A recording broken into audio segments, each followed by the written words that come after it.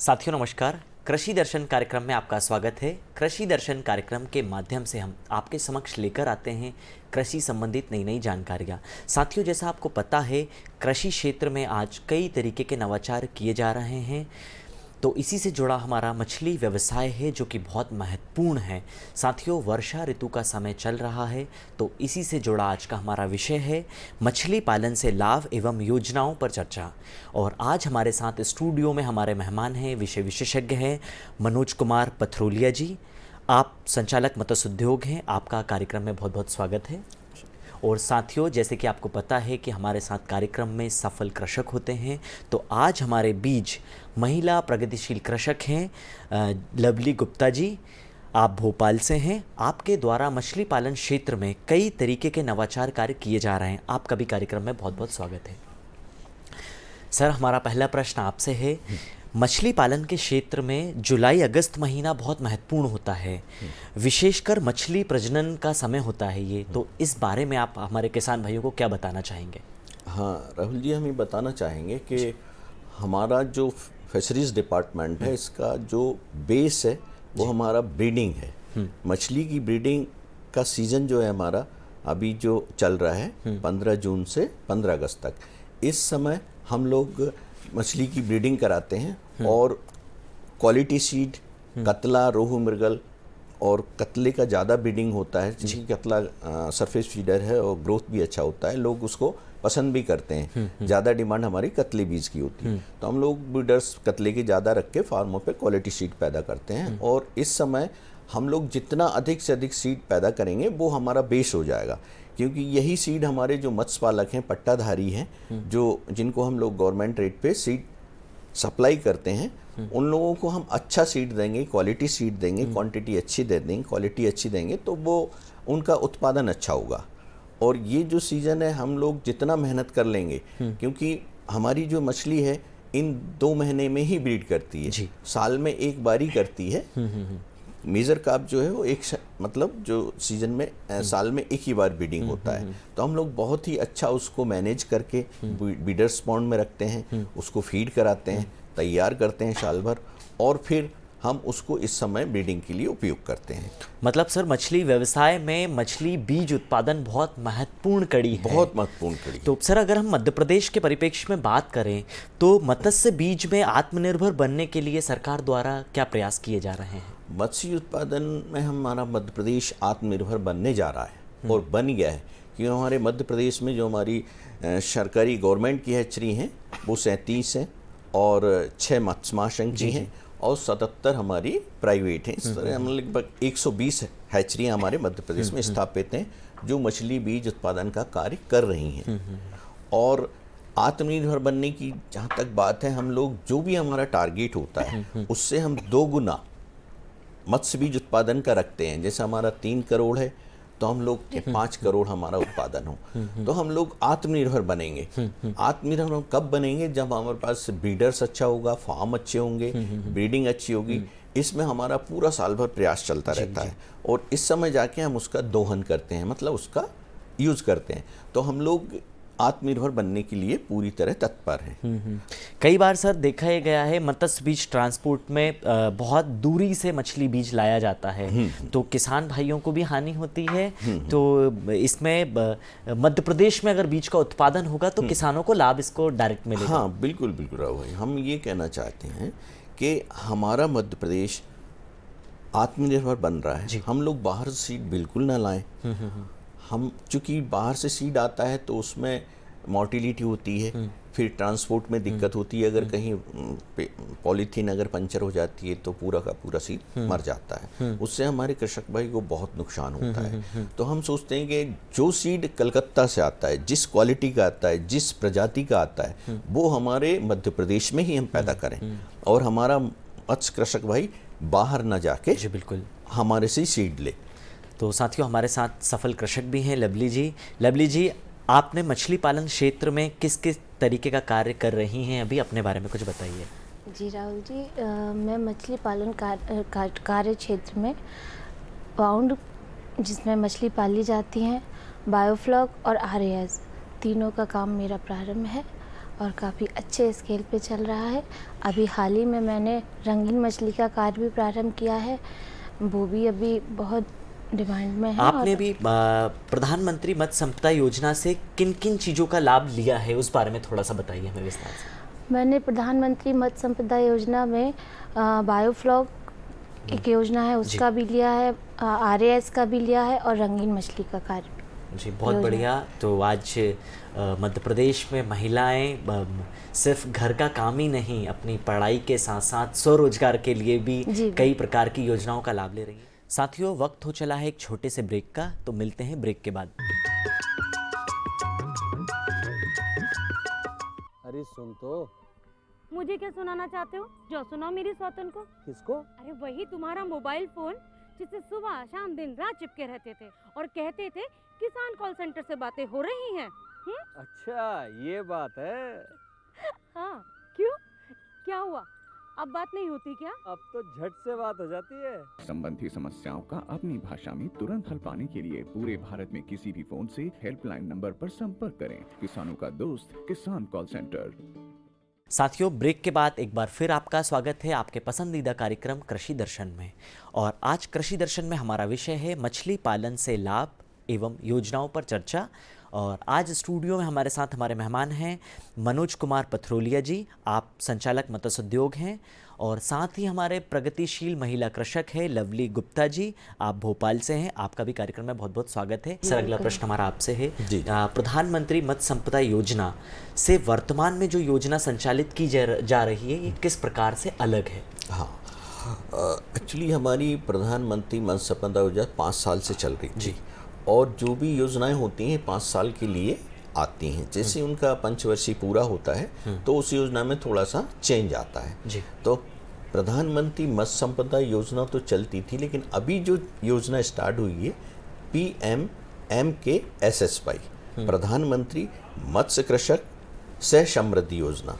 इसमें थोड़ा सा ये चेंज है कि पहले हम लोग मतलब बैंक फाइनेंस भी करते थे और डायरेक्ट भी देते थे, मतलब सीधा वैल्यूएशन के आधार पे, लेकिन इसमें ये है कि जो भी हमारी योजनाएं हैं वो सारी बैंक से रिलेटेड हैं। अब हमारे हितग्राही जो भी आएंगे वो प्रकरण बनाएंगे, बैंक को भेजेंगे, बैंक स्वीकृत करेगा, स्वीकृति के आधार पे फिर हम उनको लोन मतलब सब्सिडी उपलब्ध कराएंगे। लोन। सर, अगर हम प्रधानमंत्री मत्स्य संपदा योजना की बात करें तो इनमें किन किन क्षेत्रों में काम किया जा सकता है? हाँ, इसमें बहुत अच्छी योजना है जो हमारी चली, उससे काफ़ी कृषक लाभान्वित हुए हैं और बहुत अच्छे काम हुए। लेकिन जो अभी है हम इसमें ये है कि एक तो हमारी फीड प्लांट बने, आइस प्लांट बने, हैचरी बने और इंसुलेटेड वाहन भी हम दें, ताकि जो हमारे कृषक भाई हैं वो मछली उत्पादन जब होता है तो उनको मार्केट ले जाने में असुविधा होती है, तो उनको इंसुलेटेड वाहन उपलब्ध कराते हैं। छोटे मछुआरे हैं जो हमारे समिति के हैं, वो उनको हम मोटरसाइकिल देते हैं, उसके साथ आइस बॉक्स भी देते हैं, ताकि जो वो मछली फ्रेश बन के बाजार तक पहुँचे और लोगों को फ्रेश उपलब्ध हो। तो ये प्रधानमंत्री की बहुत सारी हमारी 4-5 जो हमने बनाई हैं योजना बताई हैं, ये इसमें हम बहुत अच्छा काम कर सकते हैं। सर, इसमें जैसे कई लोग मछली पालन नहीं करते हैं, तो इसमें सह व्यवसाय भी जुड़े हुए हैं, जैसे फीड फैक्ट्री, आइस फैक्ट्री, तो इसमें किस तरीके का कितना बड़ा प्लांट लगा सकता है, इस बारे में थोड़ा सा कुछ बताइए। हाँ, इसमें ये है कि हमारे फीड प्लांट में 3 तरह के हैं, 10 टन का है, 20 टन का है, 100 टन का है। इसमें per day 10 ton, 20 ton, 100 ton वो फीड प्लांट से फीड बना सकता है। तो जितनी उसकी कैपेसिटी है, जितना उसका क्षेत्र है, जितना उसका मतलब संपर्क है, उस हिसाब से वो अपने हिसाब से 3 कैटेगरी में चयन कर सकता है, और ये पर डे इतना उत्पादन होगा तो वो लोगों तक फीड पहुंचेगा। और फीड आजकल हम लोग पहले क्या ट्रेडिशनल फिश करते थे, फिश कल्चर, लेकिन अब सोच बदल गई है। अब हमारा सोच ये है कि हम मछली को खाना नहीं देंगे तो ग्रोथ नहीं आएगी, क्योंकि हमारी जो पंगेशियस मछली अभी जो आई है, पंगेशियस सुची एंड पंगेशियस 2 तरह की स्पीसीज हैं, तो उनको खाना बहुत आवश्यक है। तभी हमारे ये फीड प्लांट बन रहे हैं और बना रहे हैं लोग, तो एक उनका व्यवसाय शुरू हो जाता है। दूसरा जो मछली पालन कर रहे हैं उनको फीड सुविधा से उपलब्ध हो जाता है, और मछली की ग्रोथ जो है वो जितनी चाहिए उतनी आ जाती है। तो साथियों, आपने देखा कि मछली पालन में सिर्फ मछली पालन ही नहीं, इससे जुड़े सह व्यवसाय कर सकते हैं। जैसे सर ने भी बताया हमें फीड फैक्ट्री के बारे में, आइस फैक्ट्री के बारे में, फिश कियोस्क के बारे में, कई ट्रांसपोर्टिंग व्हीकल के बारे में भी अनुदान दिया जाता है। अगला प्रश्न हमारा लवली जी से है। लवली जी, आप मछली पालन क्षेत्र से बिल्कुल अलग थे, आपका एजुकेशन बैकग्राउंड अलग था, तो आप मछली पालन में कैसे आए, थोड़ा सा विस्तार से बताइए इस बारे में। क्या करते थे आप पहले? जी, ये जर्नी काफ़ी रोमांचक रही मेरे लिए। एक अलग ही फील्ड था इसका। मैं केमिकल स्टूडेंट हूँ और मैं फार्मा कंपनी में पहले जॉब करती थी, फिर मैंने मछली पालन स्टार्ट किया। इसकी जानकारी सबसे पहले मुझे नेट से मिली।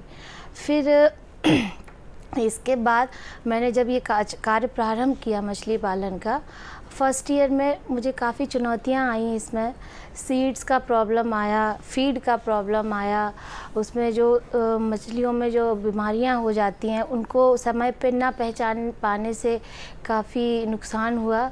फिर मैंने कई फार्म पे विज़िट किया और अपना मत्स्य विभाग में संपर्क किया। उन्होंने काफ़ी सहयोग किया और सारी चीज़ जानकारी दी, जिससे फिर नेक्स्ट ईयर मैंने काफ़ी अच्छा कार्य किया इसमें। तो आपने मछली ही क्यों चुना? मतलब आपने जब कुछ चीज़ें मैंने समझी काफ़ी डिपार्टमेंट, काफ़ी मतलब बिजनेस के बारे में मैंने रिसर्च किया, पर उस टाइम थोड़ा ट्रेंडिंग दिखा मुझे नेट पे ये कि हाँ इसका थोड़ा ज़्यादा एमपी में दिख रहा था स्कोर, तो मैंने कहा कि इसको ट्राई किया जाए। तो साथियों, आपने देखा ये सूचना का युग है और हम मोबाइल फ़ोन से जानकारी बहुत आसानी से ले सकते हैं, तो हमें इसका उपयोग करना चाहिए और बिना जानकारी हम किसी व्यवसाय को नहीं चुन सकते। सर, हमारा अगला प्रश्न आपसे है कि जो योजनाएं संचालित की जा रही है अभी मछली पालन के क्षेत्र में, इसमें हितग्राहियों की पात्रता क्या होती है और इसमें सब्सिडी का कितना भाग होता है, इस बारे में हमारे दर्शक भाई को बताएं। हाँ राहुल जी, एक्चुअली हमारी जो योजनाएं थी, अभी एक सिंगल योजना चल रही है, प्रधानमंत्री मत्स्य संपदा योजना। हमारी जो मत्स्य समिति की योजना थी, समितियों की, वो बंद हो गई। मत्स्य पालकों को सहायता वही बंद हो गई। अब विभाग में सिर्फ एक ही योजना है, मत्स्य कृषक प्रधानमंत्री मत्स्य संपदा योजना। इसमें जो पात्रता है वो महिलाओं को, SC/ST को 60% सब्सिडी है, और जो हमारे सामान्य वर्ग के पुरुष हैं और उसमें उनको 40% सब्सिडी है। जैसे हितग्राही आवेदन किस तरीके से करें और बैंक प्रोजेक्ट किस तरीके से जाता है, इसके बारे में से थोड़ा सा विस्तार से। इसमें ये है, ये सबसे पहले तो क्या होता है, जो भी कृषक होता है जैसे ही मछली पालन का काम शुरू करता है तो सबसे पहले वो कार्यालय में संपर्क करता है। कार्यालय में हमारा एक निर्धारित आवेदन फॉर्म है, उस आवेदन को हम उनको देते हैं कि इसको फिलअप कर दीजिए। उसमें हम उनको गाइडेंस भी देते हैं कि इसमें आपका आधार नंबर, ज़मीन का खसरा नक्शा, आपका बैंक अकाउंट्स, आपकी फ़ोटो और बहुत सारे उसमें कॉलम हैं, वो सारे फिलअप हम लोग करा देते हैं। उनको मतलब गाइड भी करते हैं कि इस तरह से इसको पूरा कर दीजिए। आवेदन जब वो करते हैं, आवेदन के बाद फिर हम उसको हमारी जो पहले जो हुआ करती थी DLCC की बैठक, तो वो कलेक्टर सर के उसमें हम लोग जिलेवार उसको GLC से अनुमोदन करा लेते हैं, उसका आवेदन लेके। वो फिर आवेदन अप्रूव होके वो समिति से सारी DLCC से अनुमोदन होने के बाद ये हम लोग भोपाल भेज देते हैं। तब वो अपना काम कर लेता है तो हम उनको सब्सिडी। सर, इन सब चीज़ों में कितना समय लगता है, एक फॉर्म आवेदन करने से लेकर अनुदान आने तक? हाँ, इसमें लगभग जैसे क्या होता है कि हमारे साल में जनवरी में से मार्च तक DLCC की बैठक होती है, तो हम जनवरी से लेके मार्च तक इनके आवेदन ले लेते हैं 3 महीनों में। और जैसे ही हमारा जाता है मतलब प्रस्ताव, उसमें 1 महीने या 2 महीने में हमको बजट उपलब्ध हो जाता है। तो ये पूरी प्रक्रिया में मतलब उसको 3 से 6 महीने के अंदर उसको हम अपना अनुदान दे देते हैं। साथियों, वक्त हो चला है एक छोटे से ब्रेक का, तो मिलते हैं ब्रेक के बाद।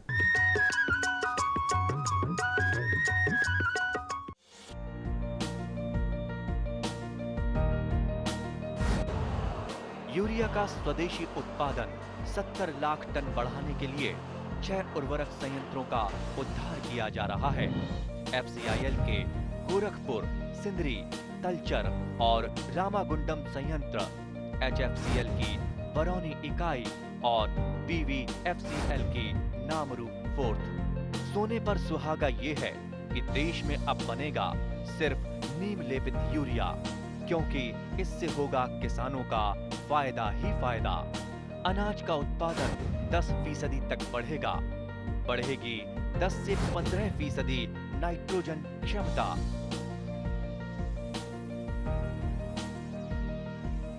साथियों, ब्रेक के बाद एक बार फिर आपका स्वागत है आपके पसंदीदा कार्यक्रम कृषि दर्शन में।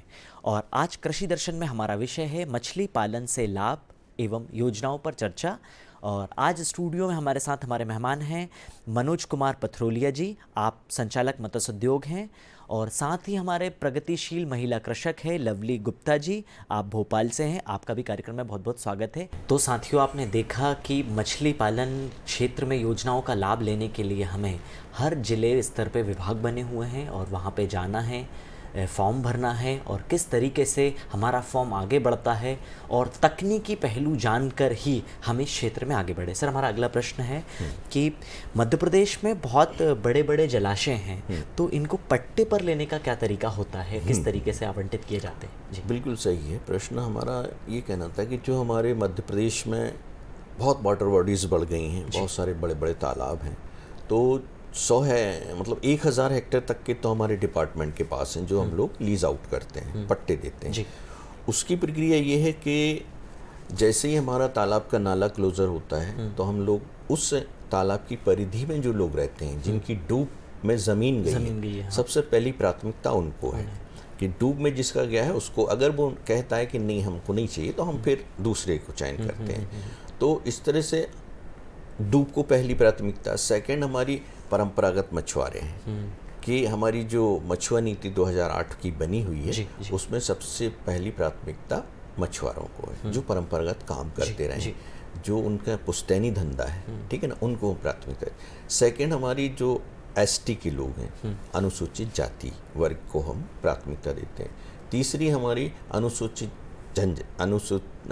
जनजाति को सेकंड है। अनुसूचित जाति जो SC वर्ग है उसको तीसरी, मूल रूप से स्थानीय लोगों को रोजगार देना है, पंचायत स्तर पर स्वरोजगार कर सके। जी लवली जी, अगला प्रश्न हमारा आपसे है। हमने अभी चर्चा में जाना कि आपको माननीय मुख्यमंत्री जी के द्वारा पुरस्कृत भी किया गया है, तो आप इस बारे में हमें बताइए और आप महिलाओं को क्या संदेश देना चाहेंगी आत्मनिर्भर बनने के लिए? मैं अपनी महिला मित्रों को यही संदेश देना चाहती हूँ कि कोई भी कार्य आप प्रारंभ करें तो उसकी पूर्ण जानकारी हासिल करना बहुत ज़रूरी है। आप अगर पूर्ण जानकारी हासिल करेंगे, उनके उसके जो भी आप उत्पादन करना चाहती हैं उसकी बारीकियों को भी नज़रअंदाज ना करें, और जो भी चीज़ों का आप उत्पाद कर रहे हैं उसका क्रय और विक्रय सभी की जानकारी करके आप कोई भी कार्य स्टार्ट करेंगे तो सफल ही रहेगा। मतलब ट्रेनिंग बहुत महत्वपूर्ण है। ट्रेनिंग महत्वपूर्ण है, प्रोडक्ट की जानकारी महत्वपूर्ण है, और जब प्रोडक्ट अपना बन जाता है, उत्पाद हो जाता है, उसको कहाँ बेचना है, ये मार्केटिंग का भी थोड़ा जानकारी होना बहुत ज़रूरी है। ये सारी जानकारियाँ रहेंगी तो जैसे सर द्वारा भी बताया गया था कि समूह समिति बनाकर भी महिलाएं ग्रुप में काम कर सकती हैं, तो इस बारे में आप हमारे माता बहनों को क्या संदेश देना चाहेंगे, किस तरीके से वो काम बिल्कुल समूह बना के आप मत्स्य पालन में भी बहुत अच्छा कर सकते हैं, और भी कई चीज़ें हैं जिनमें आप अपने अच्छा प्रदर्शन कर सकते हैं। सर, हमारा अगला प्रश्न है कि विशेषकर जो आर्थिक रूप से कमज़ोर युवा हैं उनके लिए आप क्या कहना चाहेंगे, किस तरीके से वो समूह समिति बनाकर क्या काम कर सकते हैं? जी बिल्कुल कर सकते हैं। हमारे जो अभी बहुत सारी बेरोज़गारी की समस्या है, लोगों को जॉब नहीं मिलते हैं, लेकिन इसमें उनको पीछे होने की या कोई निराश होने की आवश्यकता नहीं है। अगर वो चाहें तो जैसा हमारे प्रगतिशील कृषक हैं लवली गुप्ता जी, इन्होंने सारा नेट पे सर्च किया और अपना काम बहुत अच्छा किया और वो सक्सेस हुए, उनको माननीय मुख्यमंत्री जी से पुरस्कृत भी हुए। तो ऐसे हम लोगों को ना अप्रिशिएट करें, उनको प्रोत्साहित करें और हमारा बस यही संदेश है कि वो निराश ना हो। आप मछली पालन विभाग में जाके संपर्क करें। अगर आपके आसपास कोई तालाब है तो उसको पट्टे पे ले लें, समूह बना लें। छोटा तालाब है तो समूह बन जाएगा। अगर 100 हेक्टेयर से लगभग तालाब है तो समिति बन जाएगी। समिति में समिति के रूप में काम करें, समूह के रूप में काम करें और मत्स्य पालन व्यवसाय करके भी अपना मतलब आय अर्जित कर सकते हैं। और इस आय अर्जित करने में कोई किसी तरह की परेशानी नहीं है। आप बहुत ही कंसंट्रेट होके आप उस काम को करेंगे तो आपको ज़रूर आय होगी और आपकी आर्थिक स्थिति ठीक होगी। तो साथियों, आपने जाना मछली पालन के क्षेत्र में रोजगार की अपार संभावनाएं हैं और यह एक लाभकारी व्यवसाय है। सर के माध्यम से इस कार्यक्रम से आपने मछली पालन के क्षेत्र में किस प्रकार की योजनाएं संचालित की जा रही है इस बारे में जाना। कैच कल्चर एक नवाचार है मछली पालन के क्षेत्र में, इस बारे में आपने जाना। Catch culture, pan culture, feed factory कैसे लगा सकते हैं, कितना इसमें अनुदान है। तो सर आप कार्यक्रम में आए, आपका बहुत बहुत धन्यवाद।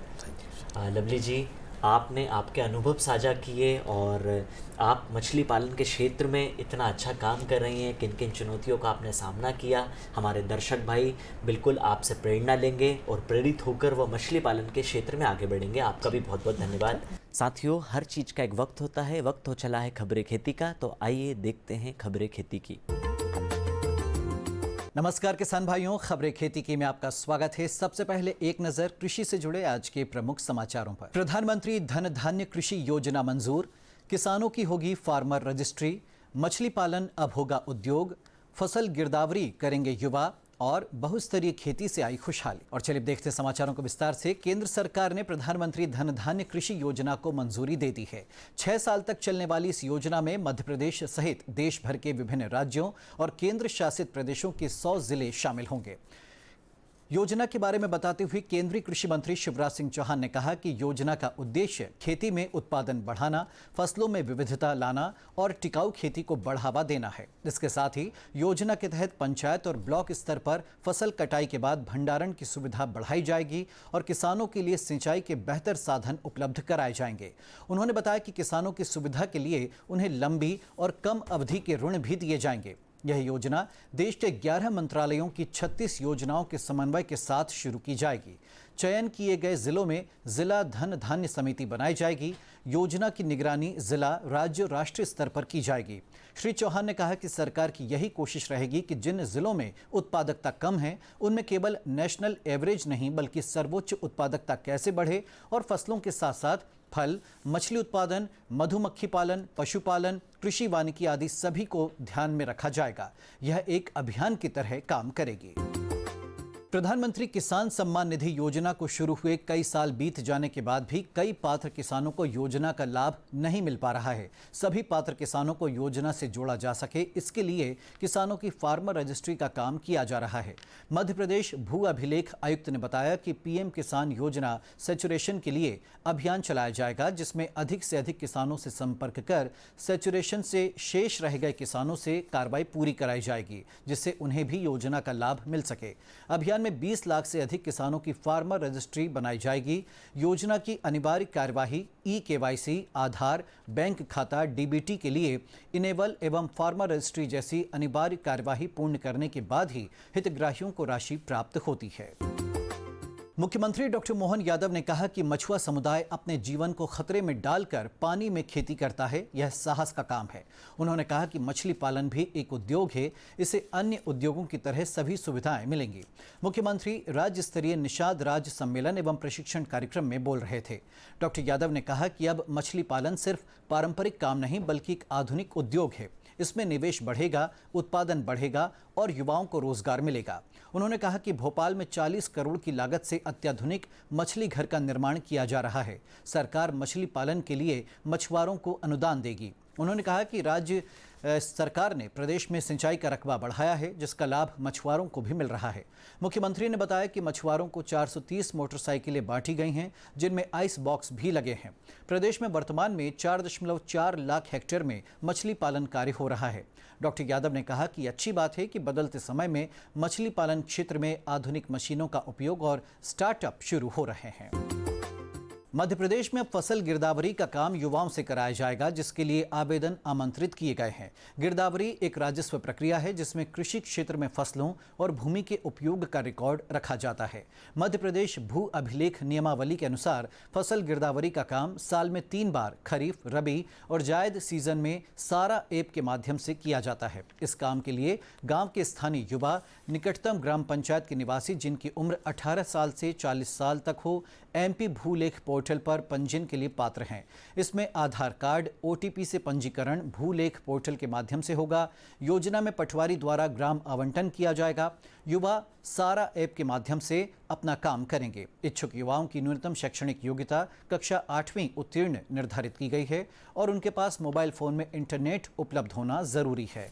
इस काम के लिए उन्हें निर्धारित धनराशि प्रदान की जाएगी। इसके अलावा किसान स्वयं भी अपनी फसलों की गिरदावरी MP किसान ऐप के माध्यम से कर सकते हैं। खेती के नए नए प्रयोग किसानों को खूब लाभ पहुंचा रहे हैं। धार जिले के अवलिया गांव के सीताराम निगवाल ऐसे ही प्रगतिशील किसान हैं जिन्होंने बहुस्तरीय खेती और मल्चिंग तकनीक अपनाकर मिसाल कायम की है। किसान ने जमीन का 3 स्तरों का वैज्ञानिक तरीके से उपयोग करते हुए 3 सब्जियों की खेती एक साथ की। खेती का यह नवाचार किसानों की आमदनी बढ़ाने में तो सहायक है ही, साथ ही जलवायु संबंधी चुनौतियों से भी इससे आसानी से निपटा जा सकता है। कृषि विज्ञान केंद्र धार के वरिष्ठ वैज्ञानिक डॉक्टर S चौहान ने बताया कि इस प्रणाली में मल्चिंग तकनीक का उपयोग कर नमी संरक्षण, खरपतवार नियंत्रण और तापमान प्रबंधन किया जाता है। एक बार बिछाई गई मल्च का उपयोग कई फसलों में किया जा सकता है, जिससे लागत और समय दोनों बचते हैं। किसान सीताराम निगवाल के इस नवाचार को देखने और सीखने के लिए आसपास के अन्य किसान भी उत्साहित हैं। तो चलिए किसान भाइयों, खबरें खेती की में इतना ही। मुझे दीजिए अनुमति। नमस्कार। साथियों, आज के कार्यक्रम में मछली पालन के क्षेत्र में हम किस प्रकार से रोजगार कर सकते हैं और आत्मनिर्भर बन सकते हैं, और यह कड़ी साकार तब होगी जब हम सरकार से जुड़कर काम करें। हर जिले में मछली विभाग बने हुए हैं, वहाँ पर जाएं, उनसे चर्चा करें और कुछ सफल कृषकों के साथ बैठें और संवाद के पश्चात ट्रेनिंग लेने के बाद अपना काम प्रारंभ करें। तो आज के इस कृषि दर्शन कार्यक्रम में बस इतना ही। अगले कृषि दर्शन कार्यक्रम में हम फिर कृषि संबंधित नई नई जानकारी लेकर आपके समक्ष हाजिर होंगे। तब तक के लिए आज्ञा, नमस्कार।